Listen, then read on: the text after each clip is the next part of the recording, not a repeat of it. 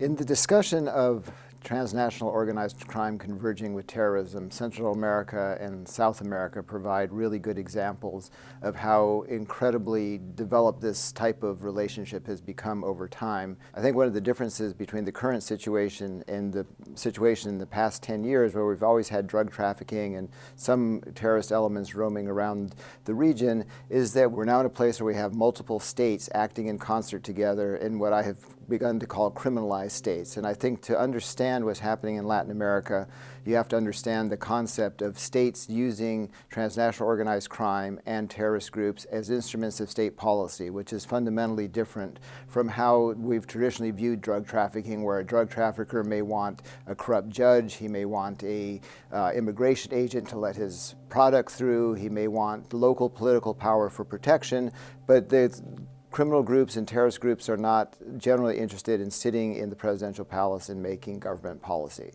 With the rise of Venezuela and what Hugo Chavez called the Bolivarian Revolution, or socialism for the 21st century, we've seen the rise of a group of nations, Ecuador, Bolivia, Venezuela, Nicaragua, El Salvador, Suriname, and others that are jointly operating on the premise that anything that furthers their revolutionary cause is valid for taking power and for ultimately eliminating the influence of the United States in the region. We think that we're playing basketball and that Venezuela's behavior is like committing a foul in basketball when they're playing hockey. And we're playing on two different levels completely, and we have to understand that there's this fundamental divide between how the Westphalian states, Europe, the United States, Canada, and the democracies of Latin America and elsewhere view the world, and how other groups view the world, and their ability to justify or to use, in their minds, legitimately criminal elements to carry out their policies. So you see the breakdown in the world order starting in the last 20 years. You have the diamond wars, the resource wars in West Africa. You have the conflicts of the Democratic Republic of Congo. You have the rise of the Bolivarian states. And within this milieu is where you start to see the overlap between significant transnational organized criminal organizations and terrorist groups such as Hezbollah, the FARC, the remnants of the IRA, ETA, Al-Qaeda, and others, all who begin to make a lot of money off of transnational organized crime because they're occupying the same space and using the same general pathways. The Bolivarian Revolution was a concept that Hugo Chavez in Venezuela developed based on what he had seen in the other revolutionary experiences in Latin America. His idea on paper was to reunite what Bolivar had created, this Latin American liberator, Simón Bolívar, had created, which was a unity of Venezuela, Colombia, what is now Panama, Ecuador, Peru, and Bolivia into one giant nation. Bolívar managed this in the 19th century for about less than a decade before all the countries split apart. But Chavez had the idea that you could create this grand alliance of countries that could then become a counterpoint to U.S. influence in the region, and that he had the oil money and the ability to create this and bring this dream into reality. And so he began spending hundreds of millions of dollars on getting allies elected across the region.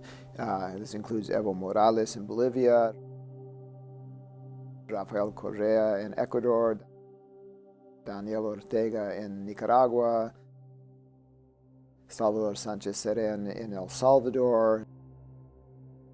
To form this group, it wasn't a perfect replica of what Bolívar had in mind, but it was the idea was to become this mega country, or at least alliance, that could counterbalance the United States, and whose primary goal, as he articulated it and wrote about, was to eradicate U.S. influence from the region. One of the innovations of the Bolivarian Revolution was to marry the concept of 21st century socialism with radical Shia Islam from Iran and running through Hezbollah, which they viewed as natural allies. This alliance was built on the concept that the United States was the #1 enemy that they both shared, It's a natural alliance of what they viewed as revolutionary forces. If you recall, Iran constantly identifies itself as a revolution, as do the Sandinistas, as did Hugo Chavez. This concept was initially articulated by Carlos the Jackal, a famous terrorist now serving a life sentence in France, who wrote a book called Revolutionary Islam, which married the ideas that Shia Islam and the revolutionary movements of Latin America were fundamentally one and the same. He, being Venezuelan by birth, understood the Latin American element to it.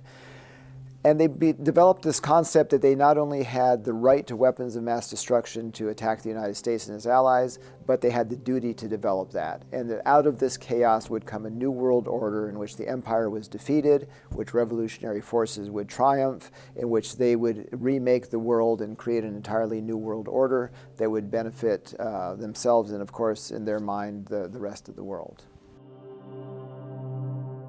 In addition to melding the concepts of radical Shia Islam with the socialism for the 21st century revolution, Chavez also embraced, and his allies, the thoughts of Valery Gerasimov, the Russian chairman of the Joint Chiefs of Staff, and his new doctrine, which posits that there can never be a state of peace between Russia and the outside world, particularly the United States, which means that you're either at military conflict or diplomatic conflict or trade conflict or cyber conflict or any combination of those at any time, because you cannot live in peace with a country like the United States that they view as constantly trying to expand into their backyard.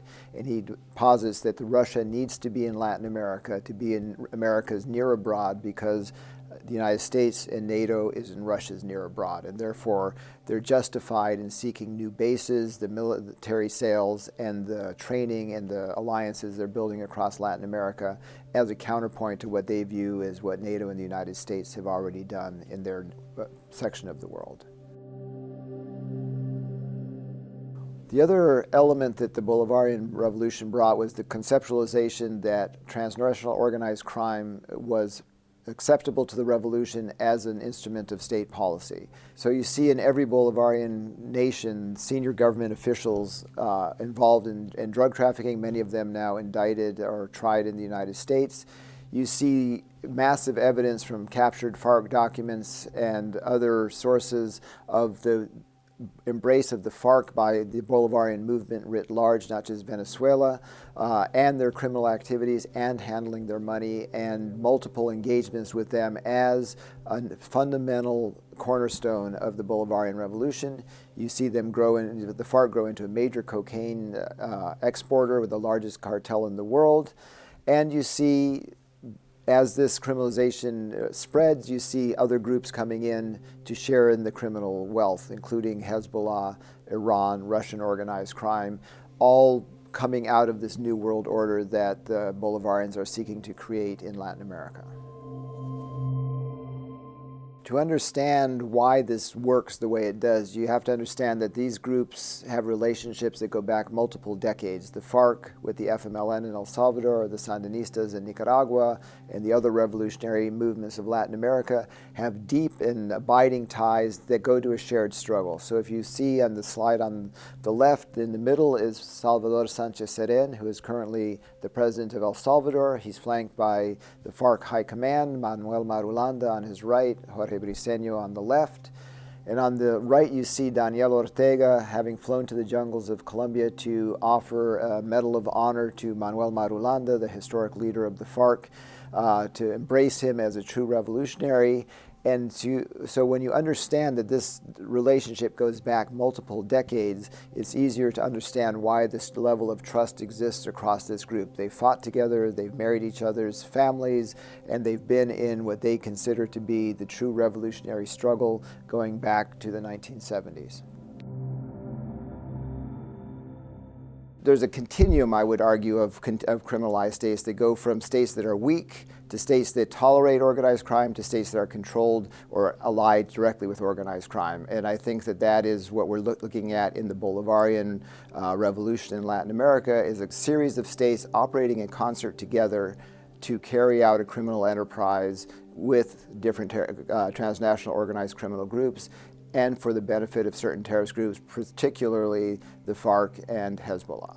We often view the criminal enterprise as a linear enterprise where goods flow from one place to another and where then money perhaps flows back. And when in reality it's a circular flow where you have multiple actors that move the product and move the money and get back into the financial system. And it's a continual sort of washing machine rather than parallel lines going back and forth.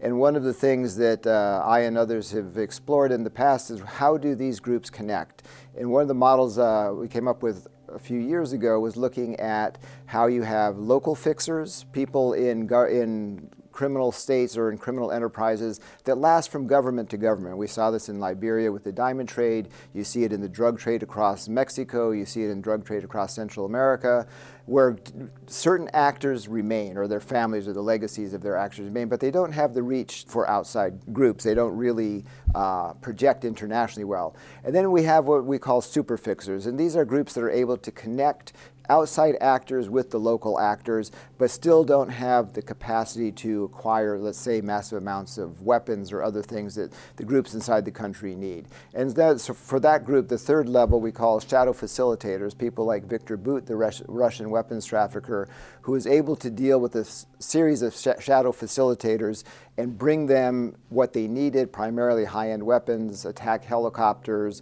advanced explosives. In his case, it was revolved around weapons. But when you attack these groups, the shadow facilitators, then you're able to cripple multiple criminal enterprises and terrorist groups in one blow rather than focusing on the weaker and smaller nodes downstream from where these groups are. So what is it about the rise of the Bolivarian Revolution that has fundamentally transformed this relationship between transnational organized crime, states, and terrorist groups in Latin America? We have the rise of Hugo Chavez, elected in 1998 in Venezuela, with a very explicit doctrine of creating socialism for the 21st century. And as he developed over time between 1998 and 2002, he became more and more convinced that the United States was the primary enemy of humanity and of the Bolivarian Revolution. Traditional democracy we would call Jeffersonian democracy, one person, one vote, alternates in power, rule of law, was not applicable to Latin America, and he came up with the concept of participatory democracy, in which the revolution leads the people, the president is the leader of the revolution. Therefore, if you are against the president, you're against the revolution, and you can be punished for that. You have the justification for shutting down a free and independent media because they're critical of the revolution. You criminalize the political opposition. You rewrite the rules of law to favor you so you can stay in power in perpetuity because that's what the revolution needs, etc.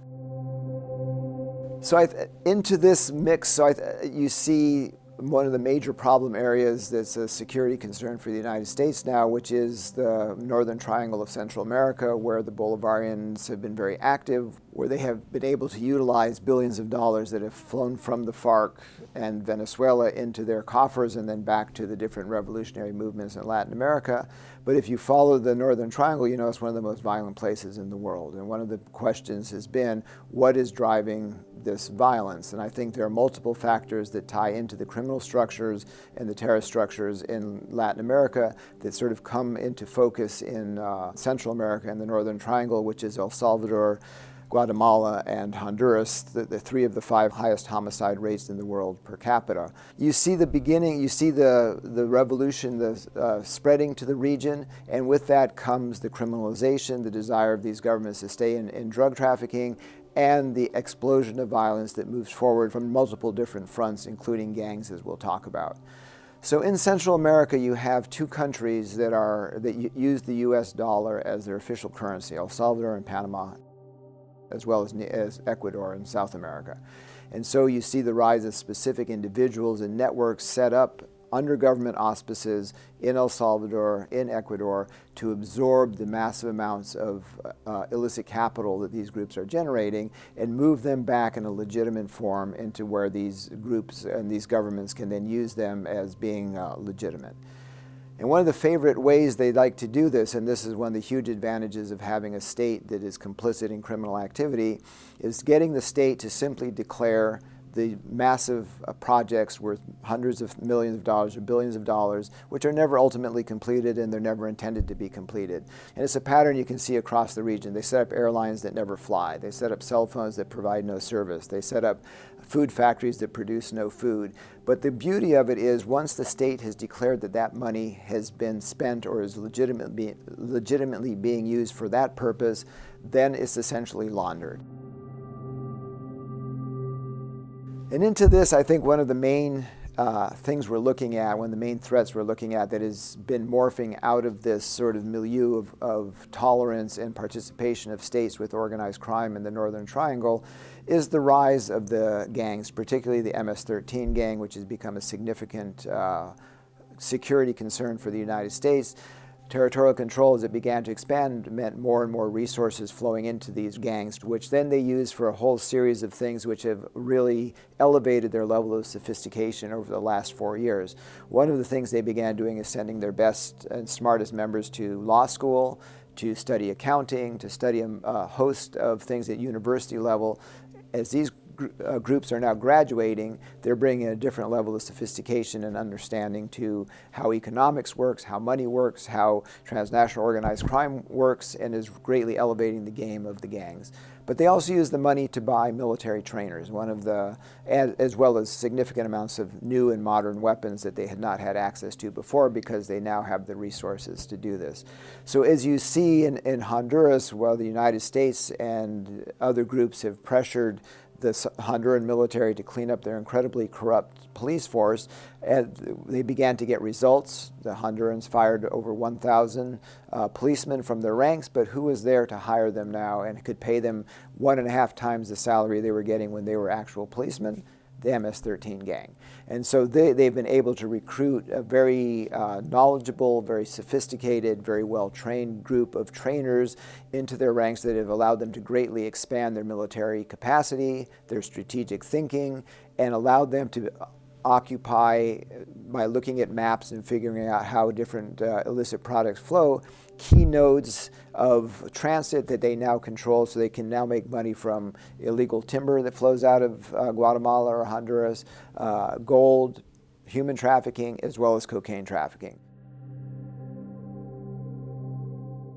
One of the main prototypes, I think, of what we're going to see is a gentleman that they call El Barney. His real name is Alexander Bercian, whose father was a colonel in the El Salvadoran army on the border with Honduras for many years, began running a money exchange business, and then began running a lot of illicit products across there with the protection of the military at the time. We're talking in the 1970s, 1980s. But his son grew up into a major leader of the MS-13. He has outstanding warrants for more than 50 homicides. He's been arrested numerous times, and every time he's arrested, the witnesses against him mysteriously disappear, judges mysteriously resign, and he's back on the street within a matter of a few days usually. And so he's one of the pioneers intellectually of understanding that if the MS-13 controlled the main routes that run across northern El Salvador where the drugs flow from Honduras and up from Nicaragua from the coast, that would be a win-win situation for him and his people. So he began taxing for the first time the loads that came across, not the $50 that the gangs at one time would ask for, or $60. He began charging multiple thousands, providing more sophisticated protection, providing protection against other gang groups that then wanted to move in, etc. And he created the architecture for what the MS-13, or the model, the paradigm of what the MS-13 could begin doing as it rose into political power. And they also understood, as the political process went forward, you saw in the last multiple elections in the region beginning in 2014, where the gangs are now actively courted by the political elite because they want their votes. The gangs are I would say, non-ideological, MS-13 is particularly, but what they understand is they can deliver huge blocks of votes. So if a guy wants to get elected, and we see this in El Salvador, where it's now been documented that both major parties paid multiple hundreds of thousands of dollars to the gangs on the promise that the gangs would take their families and everybody in their gang and vote for one particular party. So it didn't matter. One was the FMLN, which has its Marxist roots, and the other was from the extreme right, the Arena Party. Didn't matter to the gangs if they were getting paid who they would vote for. You see the same thing happening in Honduras. But they also have discovered that with their territorial control, they also have another extremely useful weapon, and that is that they can either keep candidates out that they don't like or force every candidate to pay them money to be able to campaign there. All of this has been significant in the economic growth of the gangs. And so what do you see in Central America now, particularly in Honduras, where I've had most contact with the gangs in recent times? You see them developing into a true, I would say, military, political, economic force. They now have multiple hundreds of thousands of dollars at a time, spreading into the millions over the years, that they can spend. And they made a strategic decision, which I think is something that was a tipping point in how I viewed this group, where for the first time a couple of years ago, they stopped extorting the businesses in areas they controlled, which had been a primary revenue source for them for the last 2 decades. And they did this because they realized that they had enough money coming in from other sources that they didn't need to extort them, and if they stopped extorting, it would give them a political base. And that's exactly what happened. As they stopped extorting, people began to think, oh, the MS-13, they're great, we love them. And they began providing security in the areas they controlled so that there were no car robberies, no house robberies, you could leave your house unlocked, etc. But beyond that, they began to provide rudimentary judicial services. The head of the clica in the neighborhood, 2 days a week, sits there and adjudicates all of the local disputes in that neighborhood. Did you beat your wife? Yes or no? If you did, you get beaten yourself. Did you steal the car? Did you grow marijuana illegally on this lot? Did you illegally sell drugs here? Did you hinder someone from going to work because of romantic jealousy? Whatever it is, they can get immediate justice instead of going through the long and grossly inefficient judicial systems that the state offers. They now offer occasionally school lunch programs for children in low economic neighborhoods. They provide employment for women who have children at home by bringing in large sewing machines and allowing them to sew the underwear and bras and things that the maquilas make downtown. So they've done a whole series of things that have changed the nature of the gangs and put the gangs on a par with the state in many areas and in ways that the state is very, very unable to challenge, and where the gangs themselves now have developed a great deal of social standing within groups who have traditionally hated them. So I think that that's an important sort of turning point as they go forward. And what you see, along with the military sophistication, is that they're now using things like drones to monitor police movements. They've become much more sophisticated in how they carry out their intelligence. They have burner phones. They have multiple things that have allowed them to move forward in states where the state is not interested in tackling the issue and where the resources aren't there and where the gangs are only now being understood as having moved from sort of a marginal political group that caused a great deal of anxiety and pain in the neighborhoods they controlled to true military political structures.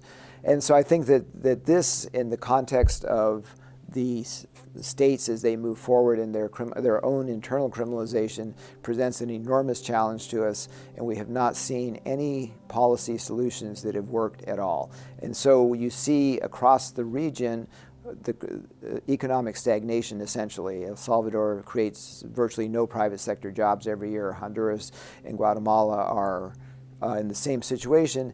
One of the reasons this has happened is as money laundering takes place in these countries, the primary aim of a money launderer is to get his money back into the legitimate system, and they know there's a cost to doing that. So if they need to set up a business that charges 10% less than market rate simply to pretend there's enough money flowing through there to justify the laundering operation, they will do that. But what does that do to legitimate businessmen? It drives almost all of them out of business. If you run a tortilla factory and you run, as one guy does, his family factory for the last 35 years, it's 65% capacity because that's all the market will bear, and you have modern equipment and you've done your cost-cutting measures and your profits margin is right around 4 or 5%, and someone comes in and can put in a brand new factory and begin underselling you by 15% to take away that business and launder their money through that, the legitimate businessman is going to go out of business very quickly.